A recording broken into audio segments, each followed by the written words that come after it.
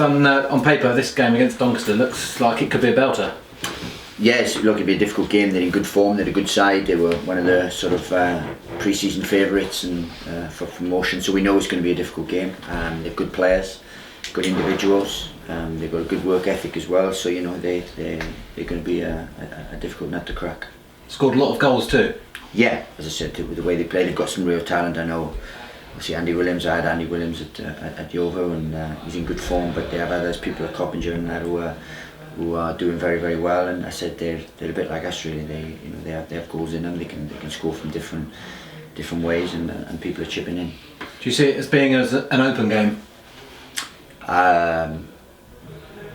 So I can't second guess that. We don't want to be open because, as I said, when we are open, we've conceded late on. When we've chased a game, we've conceded late on. So I don't really want it to be an open game. What I want us to do is to us to turn up and play like we can play. I want a performance like the Wycombe game, and if we get that, then I'll be happy. You know, as I said last week I said in my programme notes, it's not so much defeats at times you get disappointed with. It's a level of performance.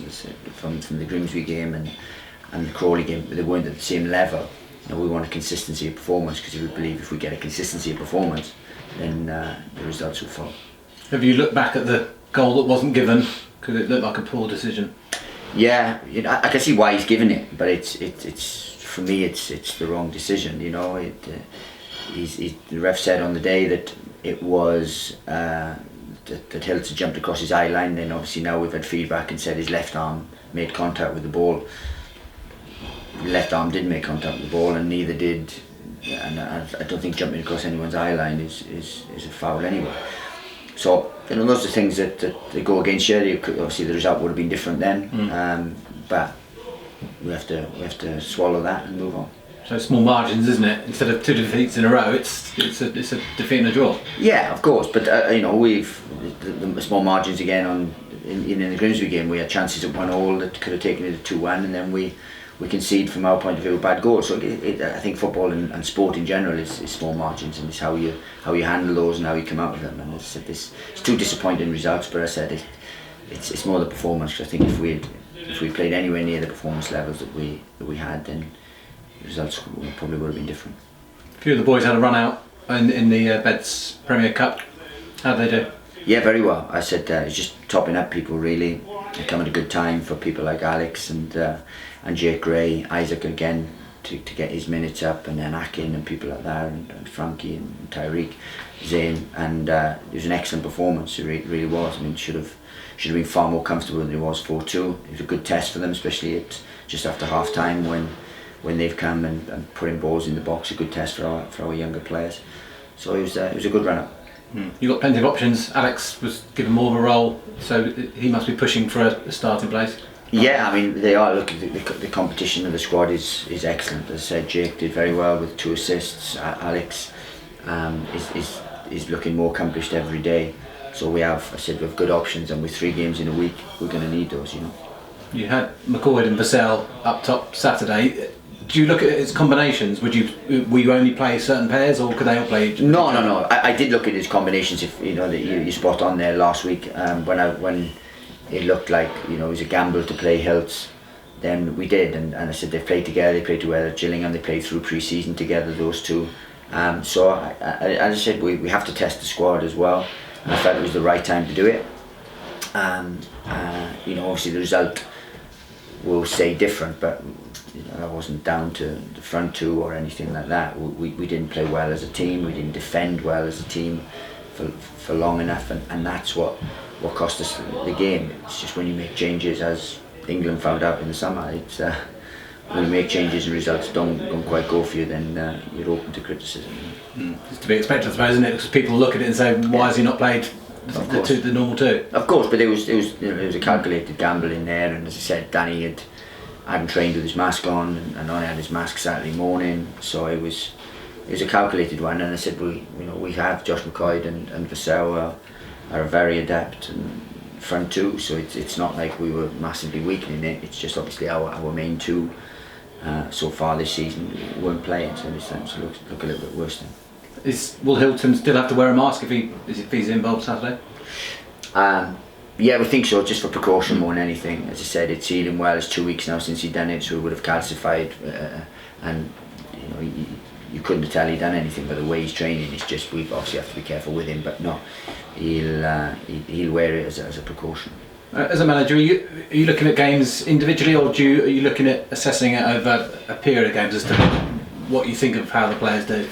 I mean, I don't think you can look too far ahead. We have looked, as I said, especially with the amount of fixtures we had early on in the season, we did look at where we could, to rotate certain things and so on. I mean, at the minute now it's about just getting back to winning ways and to building again from there, because we've had a fantastic start.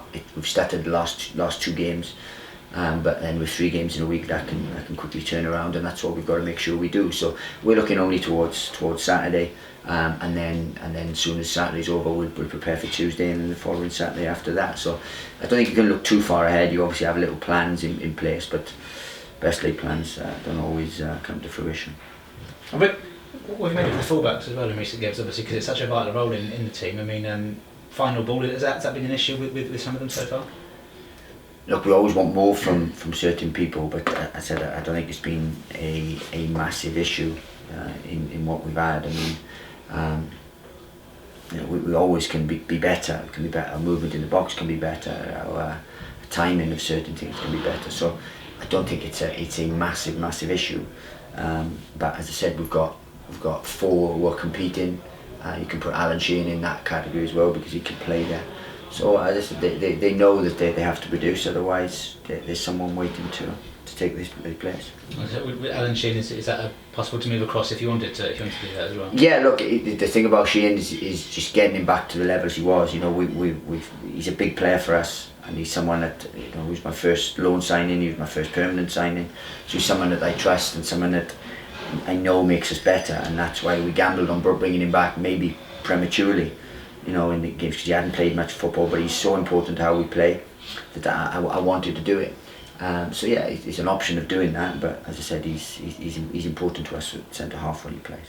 And how has Scott Cuthbert taken that decision? Obviously, because I mean, he was dropped after a 4-1 win and a good performance. I mean, has he spoken to you at all since? Yeah, of course. I mean, I speak to all my players, and especially with a big decision like that. But I speak to them on any kind of decision. I make sure they have constant dialogue with them. But Scotty knew, and I wouldn't expect him to be happy because he would have been disappointed. But it's not because he was dropped. It's because for a certain game we wanted to do certain things. As it happens, we didn't do those things. So again, that one kind of backfires on the day. I used to say that if he had played, we would have been any better in that way, because we started with Sheehan and Mullins, who are very adept at this level anyway. So he's a fantastic pro, and I never envisaged any problems with him or anything. But I would be disappointed if I was him. Would you consider using James Justin and Jack Senior in league games as well? I mean, are they some 2 who are in your mind if you were to make a change in certain positions? Of course, they're competing. James has showed that he's ready to play. Played against Villa. He's come on in the extra game. And then against Gillingham he was excellent. And at left back, so not in his preferred position even. So no, absolutely no problem with putting those in. Sam Banton as well. I mean, he hasn't featured in a matchday squad so far this season. How's he sort of progressing behind the scenes? Yeah, he is. He's doing very well. We're trying to add certain things to him. He was excellent in midweek. Needed to add a goal probably to cap off a fantastic performance. But he trains well. He's a real handful. He's someone that we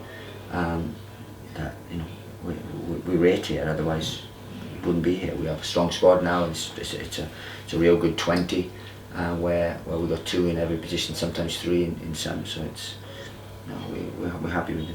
I think you mentioned Glenroe was going to have a scan this week on his ligaments. Has that come back? And yeah, look, it's not as bad as we first kind of thought in terms of it's like a medial strain, but he did it in training, ironically, against Jack Senior, and they both got injured injured in the challenge, so it meant we missed them both, which is unfortunate, but they're both very committed, so to ask them to pull out something is alien to them. But both will be back. Both will be back pretty soon, and hopefully sooner than later, because Glenn isn't as bad as we first thought. Ollie Lee's been speaking about trying to improve his defensive capabilities. First of all, is that music to you? Is it hearing a player like that taking like your feedback on board like that? Yeah, look, they're a diligent group, and Ollie's part of that, you know, and it's something that he's a fantastic footballer. It's just defensively, you know, he needs to improve slightly. But that's, you know, I could name any part of anyone's game that they need to improve on. Everyone has something, otherwise he'll be pretty much playing in the Premier League. So, you know, Ollie knows he needs to improve that. We don't make a big thing of it. That's something that's not his strength, but that's something why he's not, you know, in the side for that. He's in the side because he's a ball playing defensive midfield player. Now, if he can improve the other bits, then we'll become a better team. Just how big a role do you think he has to play in the next few games? And if Glenn Ray isn't available for some of those? Well, he has a big role to play in any time he plays. I mean, they're all big roles because we want to do well. We want to win games. We want to play well.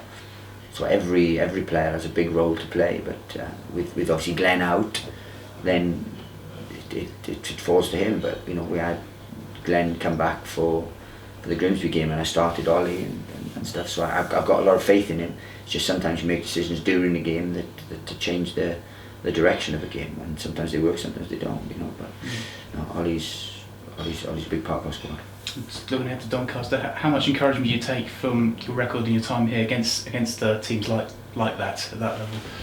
Well, we know we're going to have to play well. Anyone who comes up against Doncaster, they've just come down from League One. They haven't lost too many players. They've added some good players, and they're a good side. So we know we're going to have to be right at it if we're going to win the game, and that's what we're going to try and do. Are you surprised to see Doncaster at this level in a way? Because obviously they've been used to competing in the Championship a lot in the last decade.